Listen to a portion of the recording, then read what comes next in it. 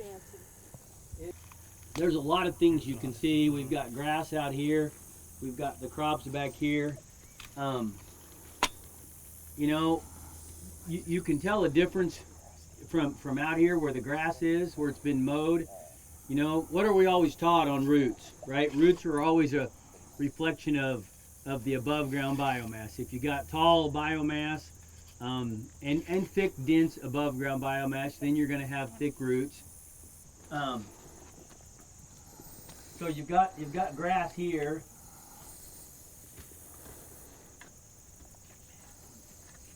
A little compacted.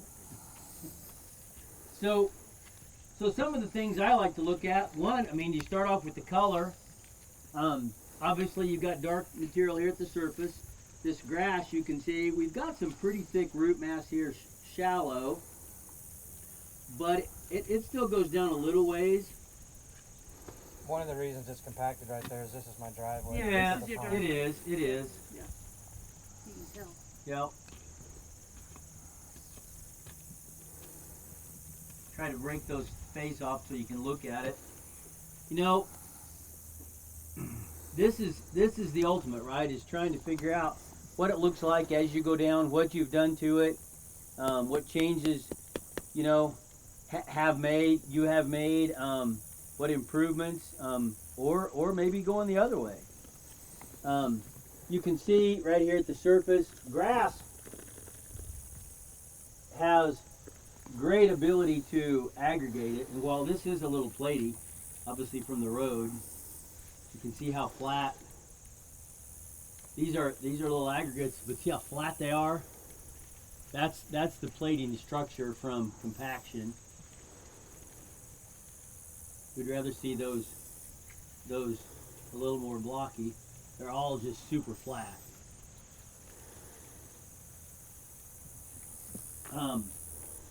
So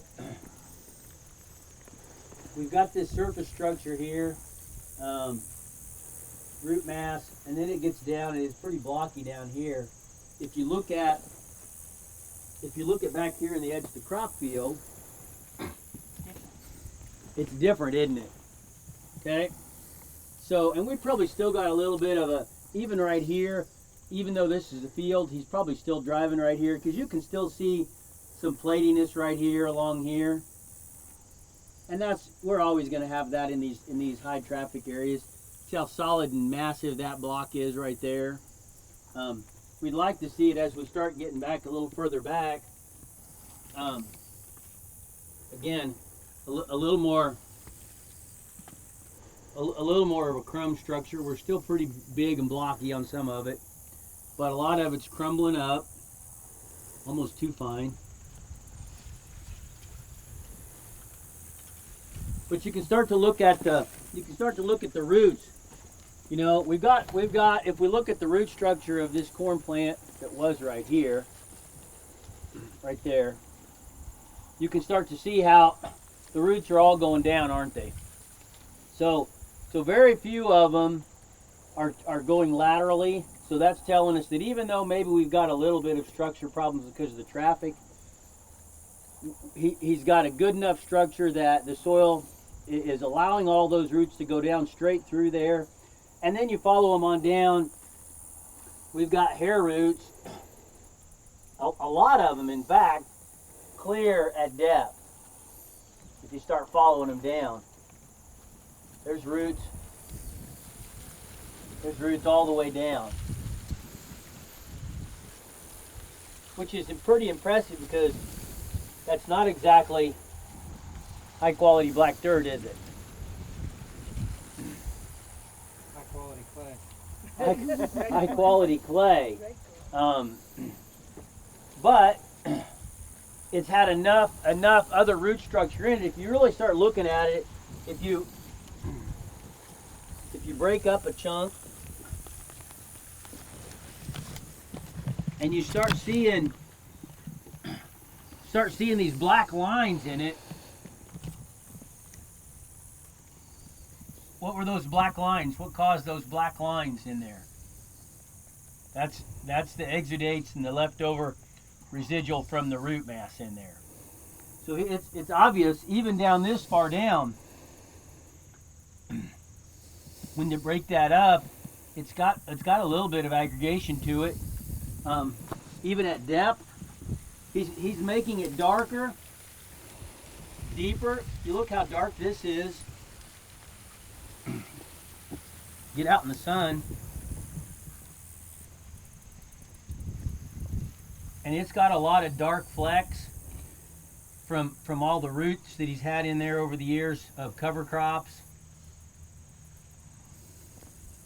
We had hardly any rain in April, but we had enough to get it out of the ground. Then we had some moisture in May, but we went through June and July, about 60 days, and we had 1 inch total of rain on this farm right here in that 60-day period when it was pollinating and it was really hot. And this held on longer than any of the other neighboring cornfields around here. And I mean, Mike's got the proof right there, but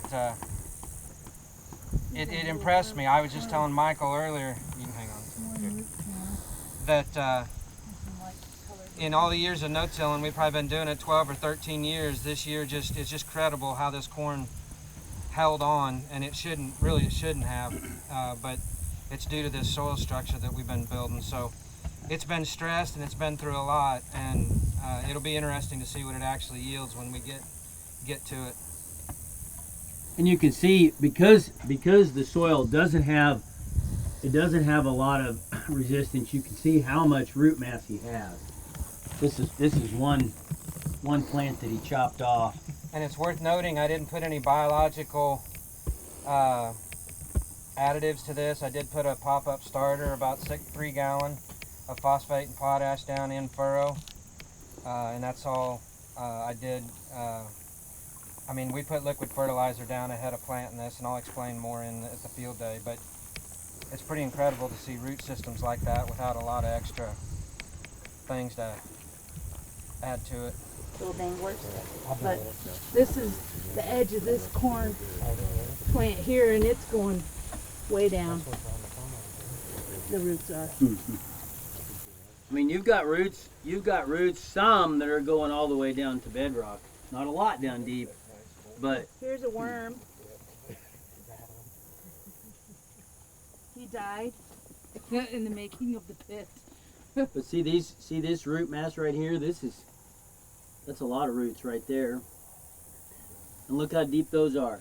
That's a pretty significant amount of roots for being 2.5, almost 3 foot down. We had a field day out here about 6 or 7 years ago with Ray and Keith Burns, and we dug a soil pit not too far from this location over here. And maybe not every year, but every now and then. It sure cuts down your opportunity for diversity. You know, what else can we look at in here? You know, you got good structure. I mean, you start looking at the surface. It's still, again, and we're in a driveway, there's still some blocky stuff, but like this, we'd like to see that be a lot more crumbly, because that was only, but again, you look at the roots, look at these roots right here. Look at that one. Straight as an arrow, straight down. Didn't hit any compaction layers and go sideways. It came all the way down, straight down. That's pretty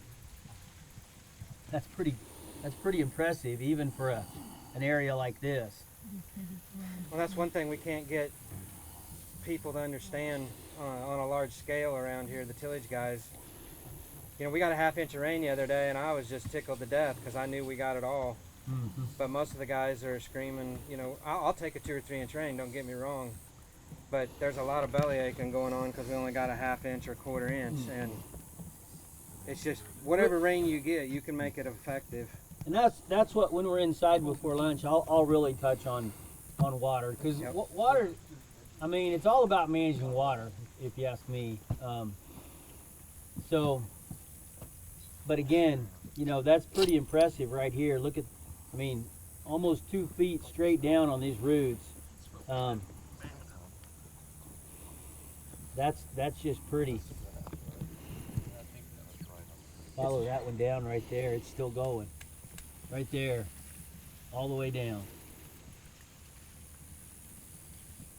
So I don't see And this corn's pretty much done now, isn't it? Yeah, it's done. Yep. Done as far as I can. How many years have you done cover crops? We started no-tilling, I think it was 08 or 09, and we started doing cover crops at the same time. At the very same time. How many species in your mix are you up to? We do anywhere from 6 to 8, something like that.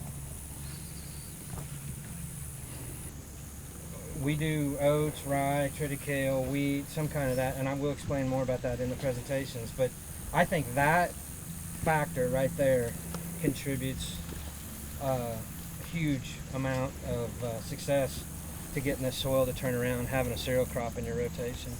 There's more to it than that, but Found some springtails and some of your old bean nodules, but you can see the oh wow. little white springtails. That was a little flex, see them moving. Even maybe from there you can see it. They just hopped. But there's some little ones kind of running around in here, but you can see the bean nodules pretty easily on that edge. And your corn roots are right in there where they were. So that's kind of a neat little thing. I don't know if they'll stay. There's one there. Little white, tiny flea looking guy. You know, he mentioned that the whole warm season cover mix after wheat. One of the reasons it's so good, if you look right here, so we've got right down the rows, we've probably got a little bit more root mass right here and a little bit more root mass right here. We've still got roots out here in the middles, but the really deep stuff kind of forms right underneath the rows, right? And where we've got these rows 30 inches apart, we got a zone in here in the middle that doesn't have as much root mass. And that's where we can't really, we can kind of help that with our fall cover crops or our early spring cover crops. But when do we have our best growing conditions? Generally, right? The longest days of sunlight and moisture, that's when these roots are really going to go deep. And so that's why those summer mixtures after wheat are really awesome, because it gives you these diverse root mixes, maybe that are drilled, and we're going to cover this full width. Instead of just having a plant here and a plant over here, we're going to have this mixture everywhere. I think that's where those mixtures of diverse summer covers really shine, because they give us the ability to cover that whole soil profile. It's moisture and daylight. That's what we're farming, right? Sunshine and water. And I get that, you know, but it's a monoculture. It's got, particularly with corn, it's spaced out. It's not covering the entire soil profile, and that's why those covers in that rotation, those mixtures, are just so awesome, because they give us long days. You know, assuming we can get the water, we got to manage the water, but long days of sunlight. And that can show us that we really can get that root mass down in there. I know Iowa State did some work a few years ago. They were looking at roots in tiles, in their drainage tiles, and they were afraid that the rye in the fall was going to put roots down into their tile, into their drain tile. But what they ended up finding was that most of the roots that were in the tile came from the corn. Because why? That's when it has the longest days of growing time, right? And so we've got to focus on that, on capturing those long days of sunlight to, as he said, to pump carbon into the soil, those root exudates, to pump that carbon into the soil, to feed that biology, to make it darker, to cycle nutrients, to do all the things that it does. And for this heavy clay, it's pretty impressive how deep the roots are going. Yeah, they're in here too. It really is. This plant, this row.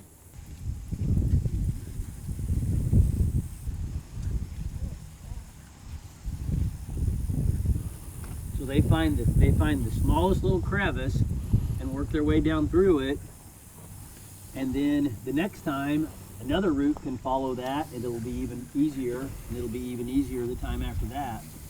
And they just keep working their way down. That's why the more root mass up here, and the more roots you can have year round.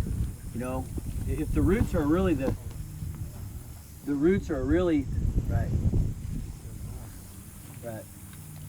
The roots are really they do the work, right? The roots are what really sets the whole stage.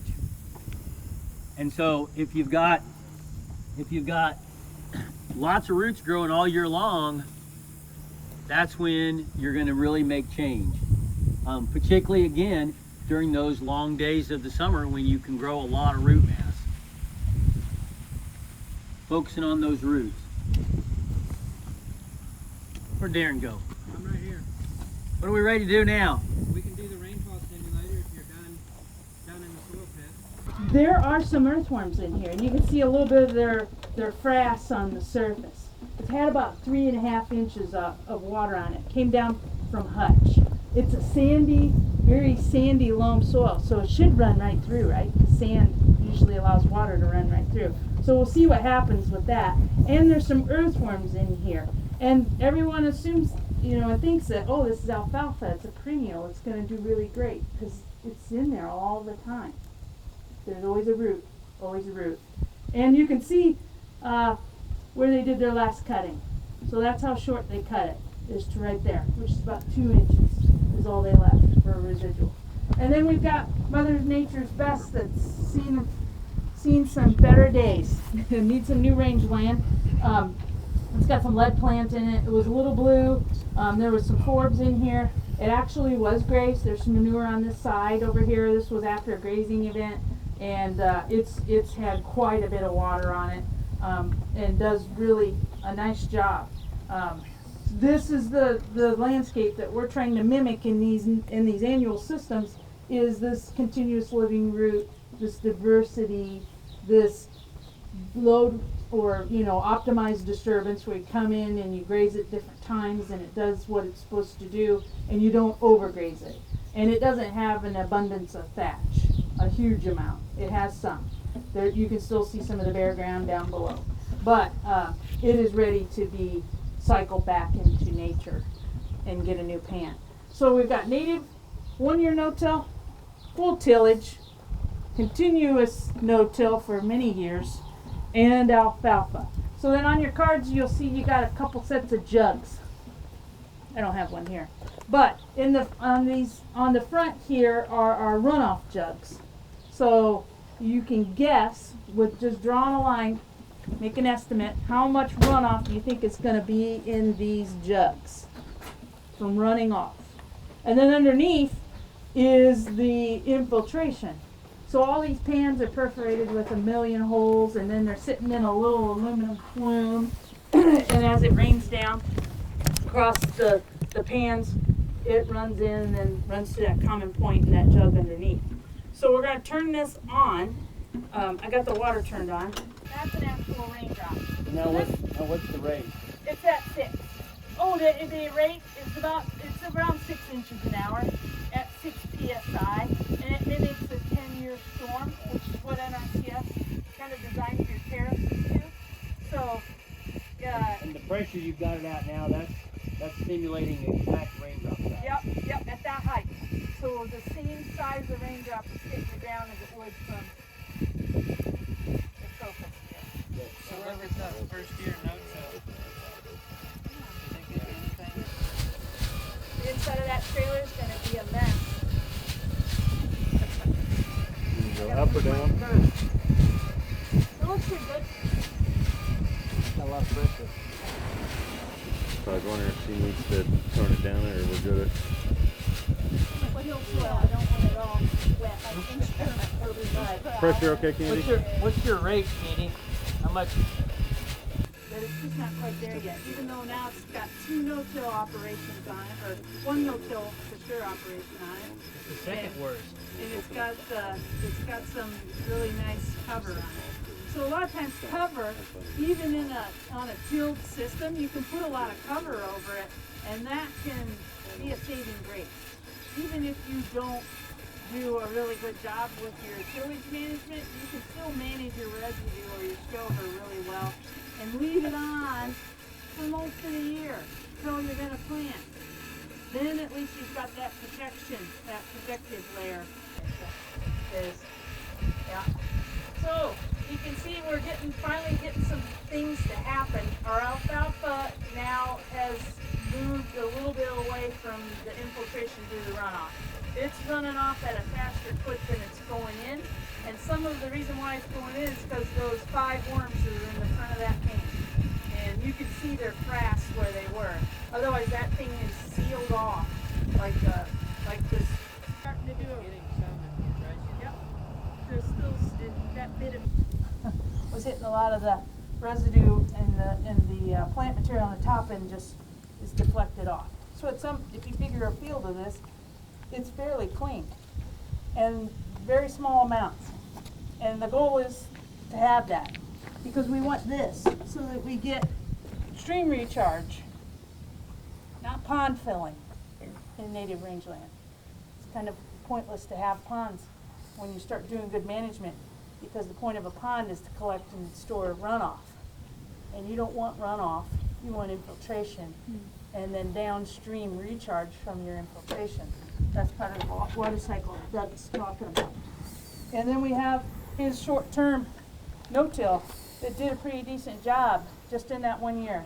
It's a little dirty, so's the runoff, but we just cut it yesterday. Usually I keep these for a week and I water them and then they end up looking a lot like the what you see for his infiltration on this one. Clean though, very clean. You can see there's a difference in between those two from a clarity standpoint. That's that residue. That's still because he has the residue on the soil surface is protecting those individual sand silt clay particles, but there's still some loss as it runs down into that jug. A little bit of runoff, not much. A lot of that dirtiness is because we cut it. And then there's this. If you were a seed and you were just planted 2 inches deep, what's your survival rating with this kind of water? Probably not very good. After 1.5 inches. Yeah, because everybody downstream is collecting what you got. It's all in this soup. It's a mess. And then our alfalfa. We talk about alfalfa being second to Mother Nature's best. But when we look at the infiltration here, this is a sandy loam. Should have had this jug plus this jug full. Should have looked like that native rangeland because they've had the exact same amount of water on them in the last 2 weeks. 3.5 inches. It shouldn't look like this. Also shouldn't have dirt in the bottom of it, but it does. It should be as clean as that, but it isn't.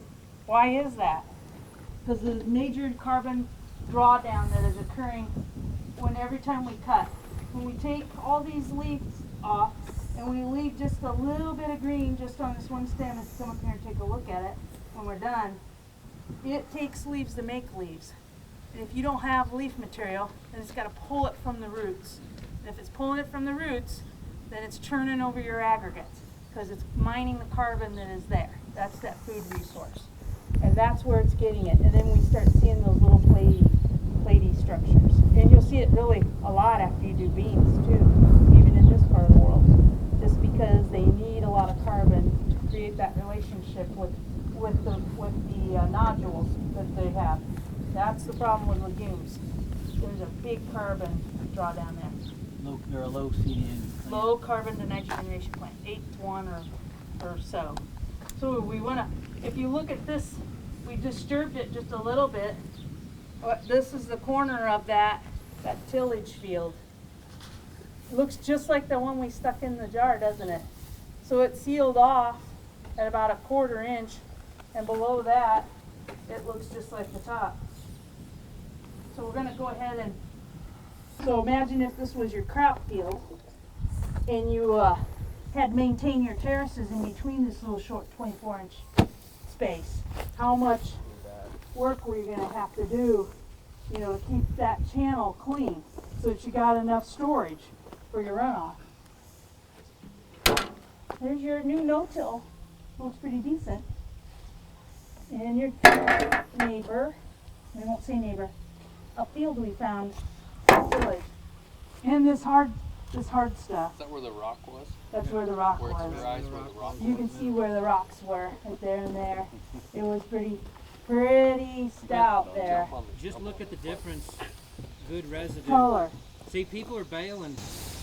We'll get into this, but most of the guys would have bailed that straw off and sold it for $50 a bale. Because he's got tons of it still. There's wads I know. of it.